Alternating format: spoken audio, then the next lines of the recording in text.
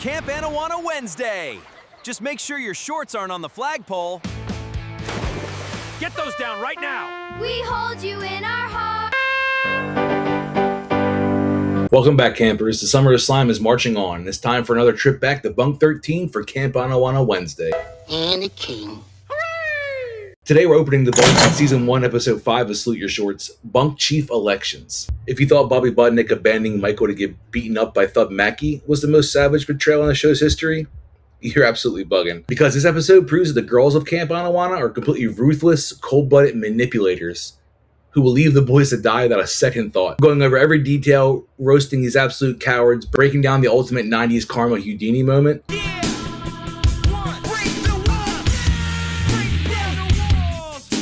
And tossing in some trivia along the way. Let's get into it. The main plot of the episode focuses on the girls' bunk, and the premise itself is absolutely hilarious.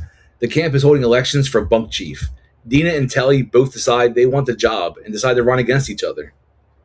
Now let's stop and think about the math here for a second. There are literally only 3 girls in the entire cabin. Dina, Telly, and ZZ Ziff. Dina is obviously voting for Dina. Telly is obviously voting for Telly. I guess I've got the deciding vote. Wow, what a concept.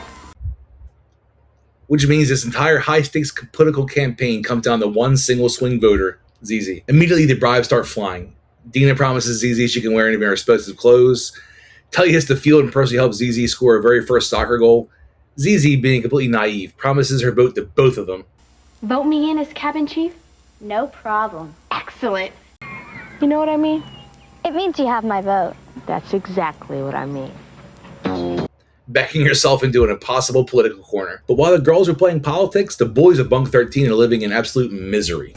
It managed to eat a hole through my good shirt. And now you're gonna pay. Why? Because the boys somehow managed to smuggle a literal live goat into Counselor Ugg's cabin. And what did the goat do? It ate Ugg's clothes. All of them. Ugg is completely unhinged at this point. As a punishment, he doesn't just make them clean the cabin, he forces the boys to set up the entire camp's Indian Council dinner. Forces them to bake dozens of chocolate cream pies from scratch, and Ugg forces the boys to physically carry him around the camp in a little rickshaw. Can you imagine the insurance liability on a 90s kids show having a 200-pound grown man being pulled in a wooden cart by Donkey Lips and Sponge? It's pure physical comedy gold. I love gold! Perfectly underscored by that twangy, acoustic, banjo-heavy background music that made the camp feel so authentic and chaotic. The boys know Ugg is just waiting for them to screw up so he can punish them more. So they actually lock in. They do everything perfectly. They bake the pies, they clean the kitchen, and they keep their heads down. Hey! Whoa! Whoa! Careful! Back to the election, ZZ is completely stressed out.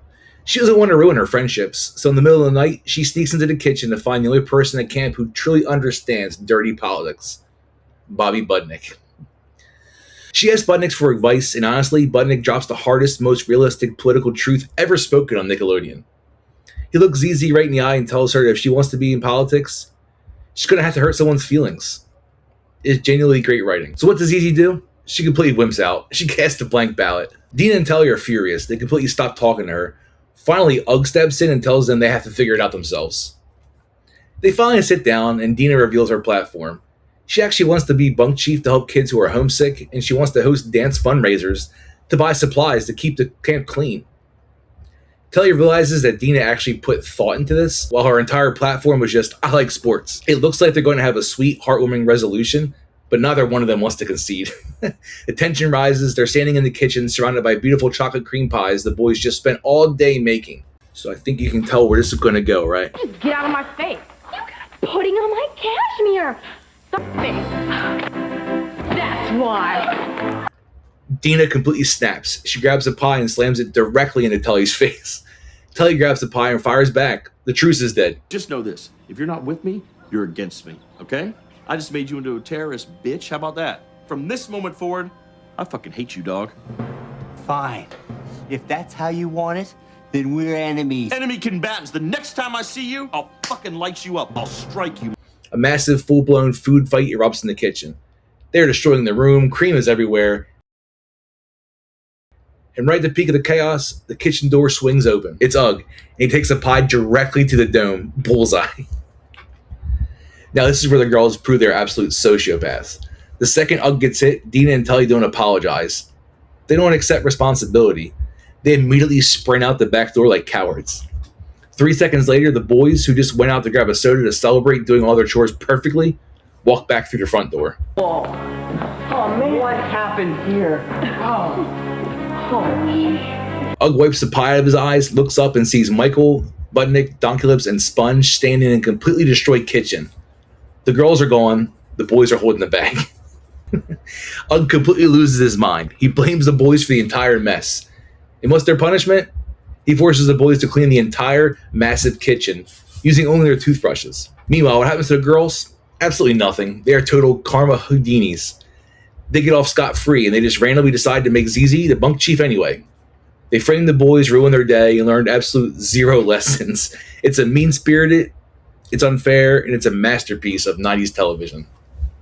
For the rickshaw punishment, Budnick's political wisdom, and the greatest frame job in camp history, I'm giving Season 1, Episode 5 a perfect 10 blank ballots out of 10. Hit that subscribe button, smash the like button, let me know in the comments. Have you ever been completely framed for something you just didn't do, just like the boys of Bunk 13? Pack up your gear, guys, because tomorrow we're stepping right back into the sketch comedy vault for Fresh Out the Box Thursday. I'll see you in the next one.